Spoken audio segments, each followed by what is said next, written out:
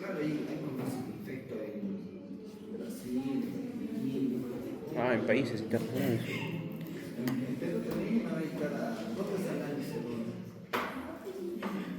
Ya, entonces vamos a hablar acerca de algunas situaciones sobre Epstein Barr y Cosito. Este, primero vamos a hablar acerca del virus del Epstein-Barr, ¿ya?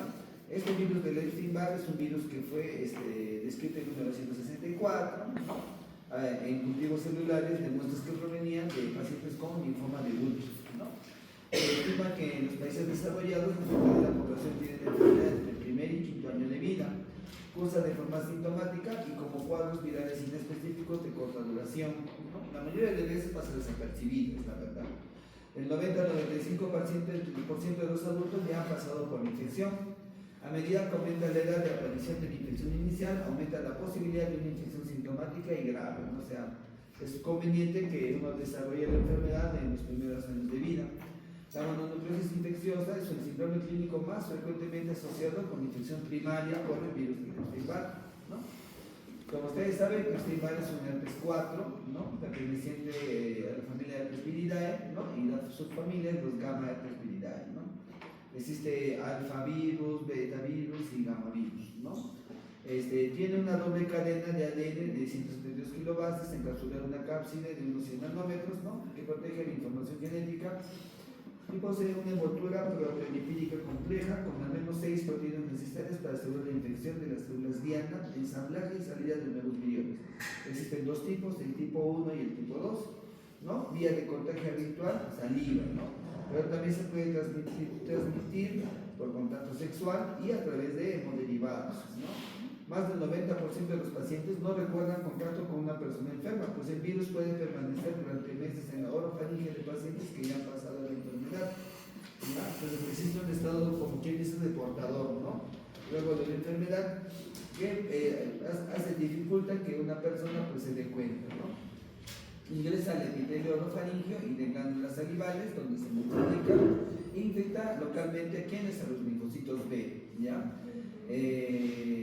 La entrada de la célula linfoide se inicia con la unión de la glicoproteína GP350 220 al receptor de superficie de los linfocitos B, que se llama CD21, ¿no? También llamado receptor 2 del complemento, ¿no?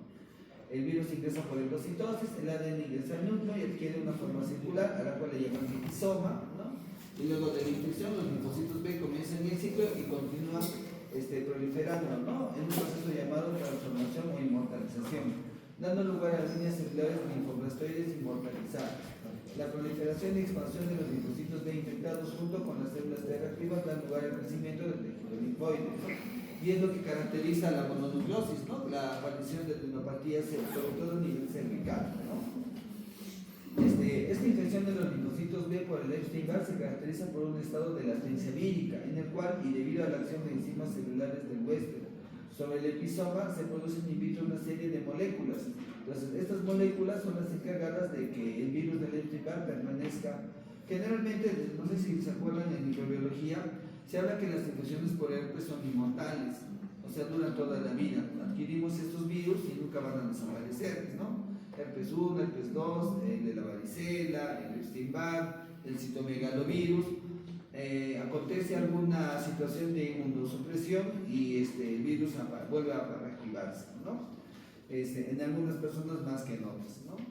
Entonces hay proteínas de membrana de infección latente, antígenos nucleares, el famoso ENNA, ¿no? Antígeno nuclear del Epstein-Barr, 2 pequeños fragmentos de ARN no codificantes que les llaman EVER, ¿no? Y otras moléculas de ARN que pueden codificar proteínas, ¿no? Con sus siglas BAR, ¿no? En la fase aguda hay más de 1 sobre 100 linfocitos B infectados y luego solo para luego solo detectarse de unos 50 por 1.000.000, ¿no? O sea, en la fase aguda, cerca del 1% de la población de los linfocitos se infecta, ¿ya? Linfocitos B. Y cuando pasa la infección a la fase aguda, pues este número baja, ¿no? A 1 o a 50 sobre 1.000.000, ¿no? De linfocitos B infectados, ¿no? La infección por el Epstein-Barr provoca una respuesta tanto celular como humoral, predominando la primera en el control de la infección, o sea, depende mucho de la inmunidad celular. En la fase inicial hay una acción combinada de natural killer y CD4, ¿no? Linfocitos T, perdón, que los linfocitos infectados, y al inicio los linfocitos son activos produciendo anticuerpos contra antígenos de la cápside viral.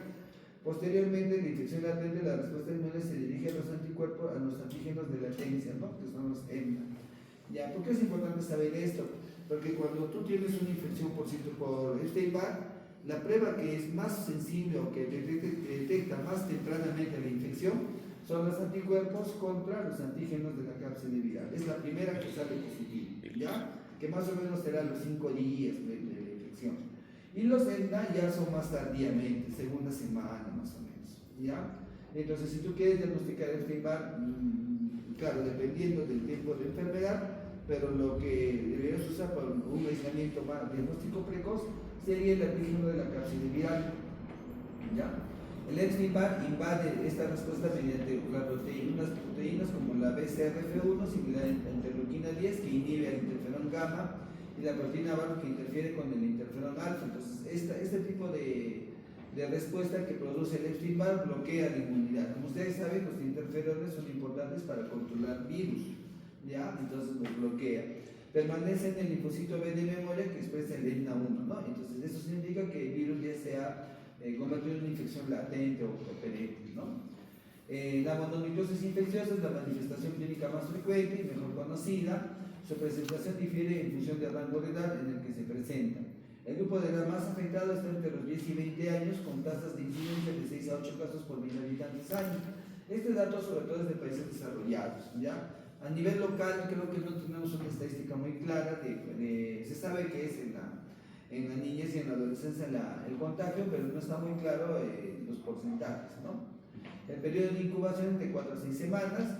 Inicialmente hay pródromos, ¿no? Los pacientes tienen astenia, febrícula, dolor muscular de 1 a 2 semanas, luego se desarrolla el cuadro típico, fiebre, dolor faríngeo, ¿no? Datos exploratorios de inflamación faríngea y linfadenopatías. ¿Cuáles son los grupos de ganglios más afectados? Los ganglios laterocervicales, ¿ya? ¿Eso por qué sería interesante saberlo? Porque, por ejemplo, el citomegalovirus, el rubeola, los ganglios que se infectan más pueden ser los retroauriculares, por ejemplo. Y el citomegalovirus también podrían ser los retroauriculares, ¿no? Otros hallazgos que pueden encontrarse es en antema palatino, esplenomegalia, ¿no? Miren, en el 50-60% de hepatomegalia, de rash macular o maculopapular, que aparece el 5% de los pacientes y comenta hasta más del 70% de los que toman penicilinas o amoxicilinas, ¿no? Lo que estábamos mencionando. Si un paciente con mononucleosis infecciosa por Epstein-Barr le das penicilina, puede desarrollar un rash dérmico, ¿ya? Y aquí podemos ver un cuadro, lo que son los síntomas y los signos de mononucleosis. ¿Cuáles son los más frecuentes? Miren, del 93 al 100%, linfadenopatías, fiebre, faringitis, tonsillitis, ¿no? Y esplenomegalia, ¿no? Hasta aquí casi la mitad de los pacientes tienen estos síntomas, ¿no? Más de la mitad, ¿no? En el caso de síntomas, odinofagia, malestar general, sudoración, miren, es un componente importante, dolor de cabeza, ¿no? Y los demás van bajando su frecuencia, ¿no? Aquí podemos ver, ¿no? Esta es una faringitis o una tonsilitis por Epstein-Barr, ¿no? A veces, miren, si ustedes se dan cuenta, eso también se puede ver en faringitis estreptocócica, ¿no? Es una placa blanquecina que parece que tuviera exudado, ¿no? Entonces, a veces es difícil de hacer la diferenciación.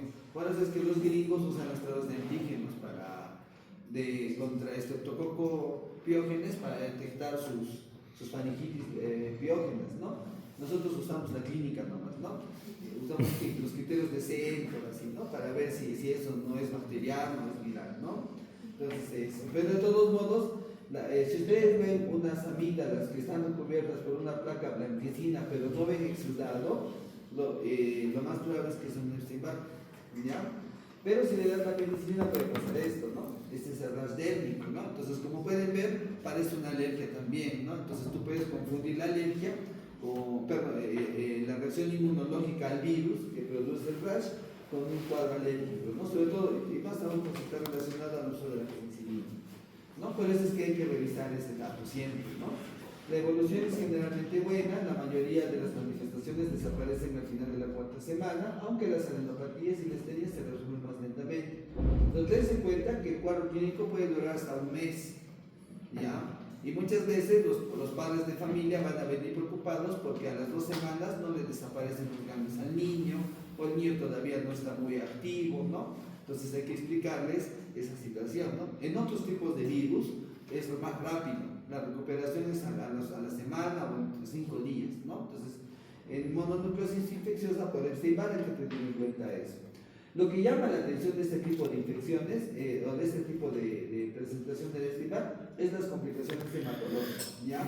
Más de la cuarta parte de los casos tienen anemia hemolítica, trombocitopenia, neutropenia, anemia plástica, púrpura trombótica, trombocitopénica, síndrome urémico hemolítico y coagulación intravascular diseminada, o sea, que se caracteriza por alteraciones hematológicas. Luego vienen complicaciones neurológicas del 1 al 5%, puede haber bien el síndrome de Guillain-Barré, meningocefalitis, meningitis aséptica, cerebritis, mielitis transversa, neuritis, mononeuritis, parálisis de nervios craneales, ¿no? Entonces, es un cuadro muy florido, ¿no? Puede haber aumento de transaminasas hasta un 75%, pero falla hepática y ictericia son raras, ¿no? O sea, tú vas a tener pacientes con elevación de transaminasas, más o menos igual que el dengue, que se aumentan las transaminasas, pero el paciente no hace falla hepática, ¿no? O sea, no se deberían complicar por este tipo de riesgos. No deberían falla hepática por este impacto. ¿Cuáles son las complicaciones? La rotura esplénica, ¿ya? Otras miopericarditis, glomerulonefritis, depresión y son infecciones bacterianas. Puede desencadenar un síndrome llamado linfohistiocytosis hemofagocítica, o también, como si están escuchando en hematología, el síndrome hemofagocítico, ¿no? En el cual por el proceso inflamatorio se activan los macrófagos y empiezan a destruir la médula ósea, ¿no? ¿Y cuál es la manifestación clínica? Disminución de las 3 series, ¿no? Aplasia medular. Bueno, no llega a aplasia extrema, pero sí hay afectación importante de las 3 series hematológicas, ¿no? Entonces, es una activación excesiva de linfocitos y macrófagos que atacan al sistema reticular bacteriano. El síndrome linfoproliferativo ligado al cromosoma X, el síndrome de Duncan, también aparece luego de infección aguda.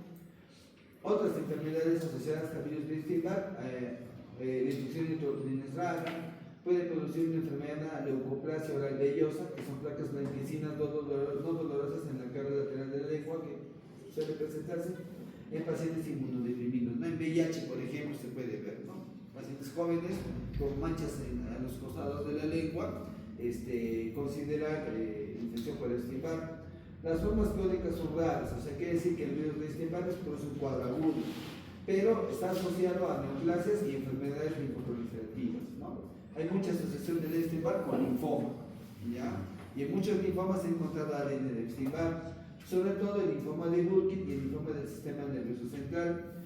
Da otras enfermedades raras llamadas como la granulomatosis linfomatoide o la enfermedad linfoproliferativa post-trasplante.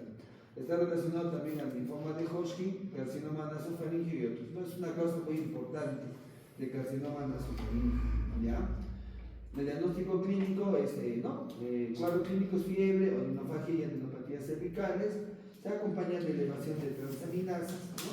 Como vemos aquí, y con linfocitosis relativa y linfocitos atípicos. Otra cosa importante que se ve en el Epstein-Barr es la alteración de los linfocitos, ¿ya? Como pueden ver aquí, este linfocito está activado, pero son irregulares, ¿no? No tiene una forma redondeada como los que hemos visto en otras enfermedades, ¿no? Con cromatina menos compacta, hiperbasofilia y zona clara perinuclear, ¿no? Como criterio diagnóstico consideramos linfocitosis superiores al 50% del total y linfocitos activados por encima del 10%. Este criterio tiene esta sensibilidad y especificidad para diagnosticar el Epstein-Barr. ¿Cuál es el diagnóstico diferencial? Las faringitis, ¿no? Estreptocócicas, víricas, infección por citomegalovirus, VIH, ¿no? En caso de virus de Epstein-Barr no aguda, toxoplasma, virus herpes, rubéola, por el rash maculopapular o medicamentos como la fenitoína, carbamazepinas o linfoma, ¿no? Que puede ser también adenopatías. Acá, por ejemplo, podemos ver que el Epstein-Barr puede producir lo que es aumento de volumen a nivel de las amígdalas, ¿no? Esto es lo más frecuente que van a ver, ¿no? El de las placas blanquecinas no es tan frecuente, ¿no? Pero de todos modos te confunden, ¿no? ¿Cómo haces el diagnóstico? Detección de anticuerpos heterófilos, ¿ya? Es la única mononucleosis con anticuerpos heterófilos. Cuando ustedes buscan en los libros mononucleosis infecciosa, En algunos autores lo catalogan mononucleosis infecciosa con anticuerpos heterófilos y mononucleosis infecciosa sin anticuerpos heterófilos, ¿no? Entonces, cuando es con la presencia de anticuerpos heterófilos es por Epstein-Barr, ¿no? El nombre de la prueba de Paul Bulbunet, ¿no? Bueno, a veces preguntan en los primeros exámenes. La infección primaria induce la actividad de un grupo heterogéneo de anticuerpos circulantes llamados heterófilos, ¿no? De tipo IgM. Existe un test rápido para estos anticuerpos que se llama Monospot, ¿no? Que se usa para el diagnóstico de mononucleosis infecciosa. Estos anticuerpos permanecen positivos bien más de un año, con sensibilidad del 85% y especificidad del 94%. O sea, entonces la prueba solo te ayuda para el diagnóstico, pero no te ayuda para el seguimiento, ¿no? Porque el paciente ya puede estar curado, pero puede salir la prueba positiva todavía mucho tiempo. Existen anticuerpos específicos para Epstein-Barr. El diagnóstico definitivo se hace por la detección de anticuerpos IgM e IgG contra los antígenos de la cápside vírica, ¿no? Anti-BCA, lo que estamos mencionando que es lo que más se utiliza actualmente. También puede haber contra otros antígenos tempranos o contra proteínas del antígeno nuclear o anti-R, ¿no? Esta es la serología del virus de Epstein-Barr, como pueden ver en las primeras semanas de la infección. ¿Cuál es la primera prueba que aparece? El IgM anti-BCA, ¿no? Que aparece en la primera semana, ¿no? Como pueden ver aquí. Posteriormente aparece la inmunoglobulina G contra el BCA y más tardíamente, miren, ya a partir de las 4 semanas, la IgG anti-EMNA, ¿no? Entonces, si quieren ver infección, exposición, tendrías que utilizar esta prueba, ¿no? Si quieres ver enfermedad aguda, tendrás que utilizar esta prueba, ¿no? Entonces, generalmente la combinación de ambas te va a dar la información si es que la infección es activa o es una infección pasada, ¿no? El anti-BCA está positivo en el 90% de infecciones agudas y el anti-EMNA IgG aparece 3 a 4 semanas después de la clínica y persiste para siempre, ¿no? Muchas veces en el hospital nos hacen interconsulta para evaluar pacientes con síndrome febril, pero tienen este anticuerpo positivo. Entonces, este anticuerpo positivo significa que el paciente ha estado expuesto al Epstein-Barr, no es que tiene una infección activa, ¿no? Y generalmente no es que la enfermedad recurra, ¿no? Te ha dado Epstein-Barr, pasan unos años, te vuelve a dar Epstein-Barr, no te da una sola vez, y los anticuerpos son neutralizantes, o sea, evitan las siguientes exposiciones, no llegan a desarrollar cuadros clínicos, ¿no? Otras formas de detectar el virus, cultivos virales, hibridación in situ, determinación de la carga viral, ¿no? Por PCR, ¿no? Tratamiento, medidas no farmacológicas, tratamiento sintomático, paracetamol o AINES, ¿no? Se recomienda evitar la práctica de deportes de contacto hasta 3 a 4 semanas después o hasta que el tamaño del vaso se haya normalizado, porque una complicación frecuente es la rotura una complicación grave es la rotura de vaso, ¿ya? Entonces por eso es que dan la recomendación. Tratamiento farmacológico, no usar esteroides de rutina y solo en caso de complicaciones obstructivas o alteraciones hematológicas, utilizar los corticoides, ¿no? Y con eso terminamos. ¿Ya? En la siguiente hacemos citomegalovir. ¿Ya? Y también se debe extender el retrovirales. ¿Cuáles retrovirales? Antivirales. Anti. Primero es antimicóticos, me parece, y luego es antiviral. En su calendario. ¿Alguna pregunta, chicos? ¿Cuál es la incidencia ahorita en el seguro doctor en consulta externa de citomegalovirus? Citomegalovirus. No hay estadística. Perdón, citomegalovirus de Epstein-Barr, el último. Lo que pasa es que no, es muy difícil de hallar la estadística. ¿Por qué? Porque en primer lugar las pruebas de Epstein-Barr que hacemos en el hospital no son de rutina. Entonces muchas veces vamos a tener pacientes con gripe que vienen a pediatría por emergencia, les hacen paracetamol, la mayoría se va a curar y no van a regresar. No. Y aparte que por emergencia no se hace. O sea, el diagnóstico de Epstein-Barr igual tiene importancia sobre todo cuando el paciente, miren, la fiebre por Epstein-Barr puede durar hasta 10 días. Entonces muchas veces los pacientitos vienen por síndrome febril desconocido, como un FOD. Entonces en esos casos sí detectamos Epstein-Barr, pero las formas leves, que es la mayor parte, generalmente no requieren manejo y no se hospitalizan. Entonces no se hace la prueba. Pero sí hay casos. No, sí tenemos casos. O sea, el año vendrán como mononucleosis, con sitios científicos 5, 6 niños, 7 niños. Ah, sí es frecuente. Sí viene. Depende de la época del año también. En invierno viene más. ¿Tú también? ¿Vacuna? No hay vacuna contra este igual. Hola. Pero el problema es que está asociado al linfoma. Doctor, No se sabe quiénes los enfermos van a ser linfoma. Bueno, se habla mucho de la inmunidad celular, ¿no? Probablemente hay una predisposición genética para que algunos individuos que hayan tenido este impacto, pues el virus no se radique completamente y genere el tema del linfoma, ¿no? Pero no se olviden que el linfoma Burkitt, linfoma cerebral y carcinoma nasofaríngeo, ¿ya? También hay un linfoma que se llama linfoma de la línea media, que es nasal, linfoma nasal. El linfoma nasal también está asociado a este impacto, ¿ya? Son linfomas más agresivos de la vida. ¿Sí? sí, antes era antimicóticos y luego es antirretrovirales. Los plazos de exposición. Maestros viernes. Ya. Para recuperarlo de ahora, haremos una hora virtual. Claro, ya me indicas para la próxima semana. Dígame usted qué horario puede y nos acomodamos. Ah,